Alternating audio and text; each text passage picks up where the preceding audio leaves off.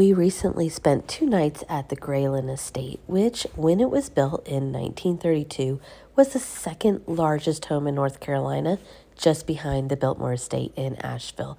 And as you go through this historic estate in Winston-Salem, you're going to see so many things that remind you of the Biltmore Estate, only they're way more accessible. So this is walking into the main lobby of the Graylyn Estate, and obviously we were here at Christmas time, and you can see the really beautiful decorations. Now this is a quick peek of where you are going to be checking in. And then this staircase, oh my gosh, this leads to the guest rooms. Does this not remind you of the Biltmore Estate staircase? It is so gorgeous and so much fun to walk up and see the view down below. Now, there are quite a few little rooms that are just so quaint, and you can actually sit in them and have a cup of coffee. It is just such a homey feeling, including getting cookies each afternoon. These are Mrs. Gray's famous butterscotch cookies. These cookies are available in the lobby for guests of the resort every afternoon, and they are so delicious.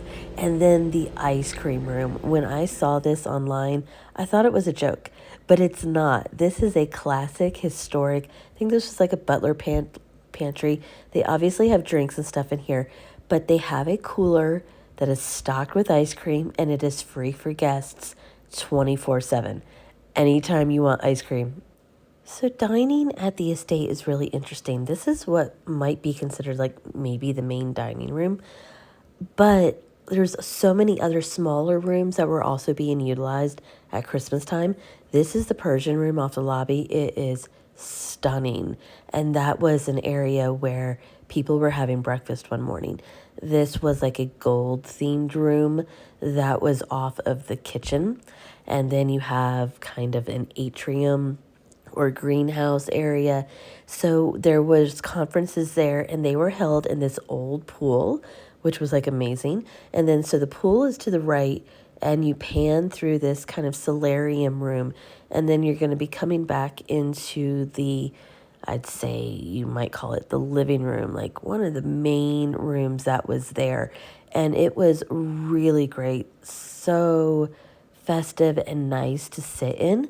But this room was set up as a buffet area through dining, and so it was really interesting. They just kept moving around furniture in order to have dining locations. So this is downstairs in the basement. Really interesting location, really old-fashioned looking. This wire work is just incredible. And this was like a lounge that is open at night for some small bites and cocktails. This is the gym. It is so retro. So retro. This is the gym bathroom for the ladies. It was just crazy. And then there's a game room, very similar to Biltmore. So many things that were here are so similar to Biltmore. Only here you can actually play the pool table, and you can play darts, and you can hang out down here with a cocktail. So that's what makes Graylyn Estate so much different than Biltmore, is that you have the history, but you can actually live in it. So there are 85 guest rooms, and they are interesting because on this floor, the second floor, is considered like the antique rooms, and it is definitely more old-fashioned. And so I'm going to show you room 208, which is where we had family stay. And this room was really, really nice. It was one of those rooms that you walk in and you're like, wow, old-fashioned and history and decorated well. So it was a great-looking room. There were some nuances. We stayed in 2 different types of rooms on 2 different floors for 2 nights. And I would highly recommend Graylyn Estate. I really, really would. It's a great location. But there was just some nuances where I'm just like, this could have been a little bit better. And so this is a room that was overlooking the front of the resort. And with that overlooking the front of the resort, it was very noisy whenever anybody was walking out the door. Now, let me pause and say this was one of 2 closets in this room.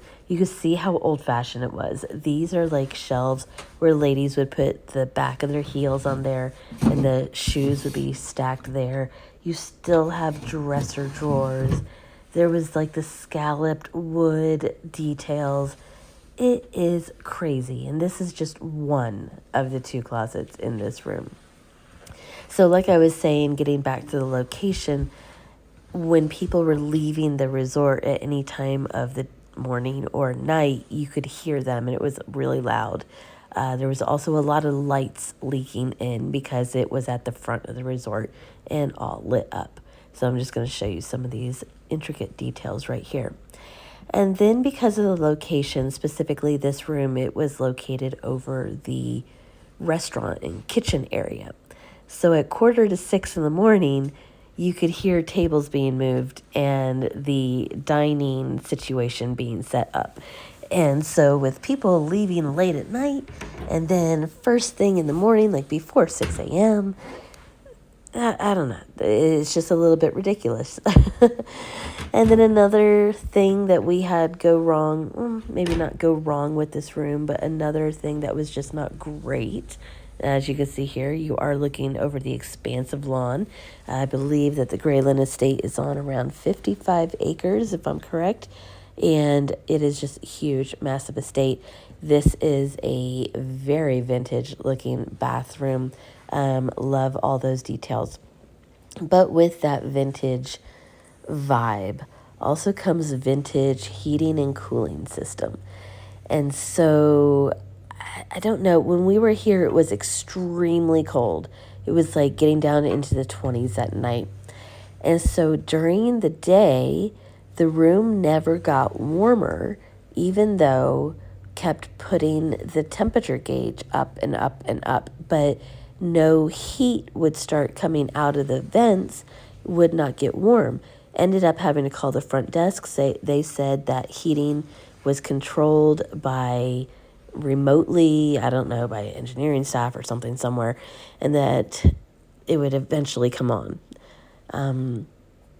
So then they ended up sending somebody at like 8 o'clock at night, and they couldn't figure out how to get the heat going on. It was getting cold in the room, and then all of a sudden at 8 o'clock it started, and it was fine all night long, and then it shut off at 8 a.m. in the morning. Now this was when it was like 30 degrees outside all day long. So that is a little bit extreme, So this is the 3rd floor, and this is considered the modern floor. They had to renovate the entire 3rd floor because there was fire damage. It was destroyed up on the 3rd floor. So all of these are modern rooms. This is room number 302. As you can tell, a very, very different look than the antique rooms that are 1 floor below. So this is the bathroom. I have to say this was probably one of the worst bathrooms we've ever had in a hotel.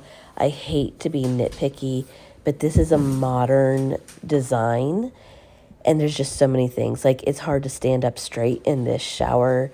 The hardware on that door, you kept banging your elbow into it because you had to hug the door. This, I have never seen a toilet with a motion activated sensor on it before in like a guest room. This goes off all the time. I have to be careful where I walk because anytime you make any movement in front of it, it goes off.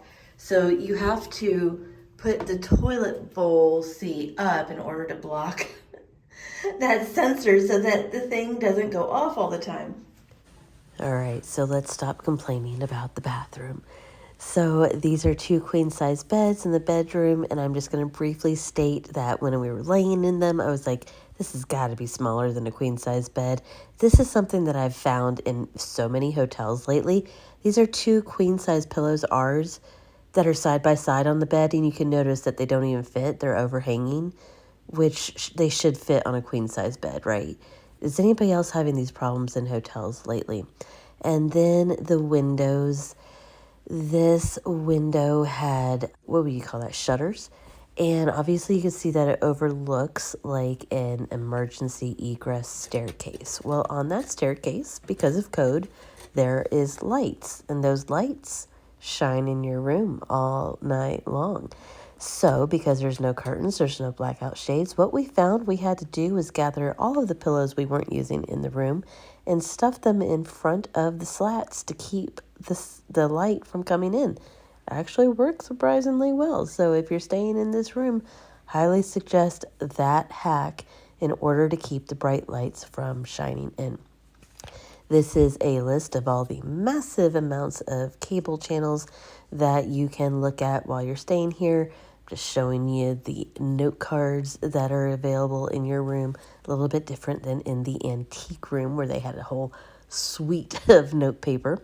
And then that's your closet right there, tucked into the little corner. And we're also pretty sure that the heater system is like can't be adjusted and is on automatic because the temperature never changes down here as to what we put up here. And that was the case on the room downstairs as well. So pretty sure you can't adjust the heat or cooling unless you call. And then this is what is known as the Mews. This is a separate area that is further down the property. And so it used to be like an old farming area where they had chickens.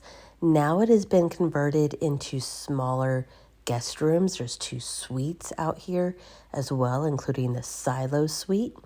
They have their own little lobby area that's open for anybody staying there, has a gift shop, and then they have their own separate ice cream freezer, which is actually 2 drawers of ice cream that is available for guests.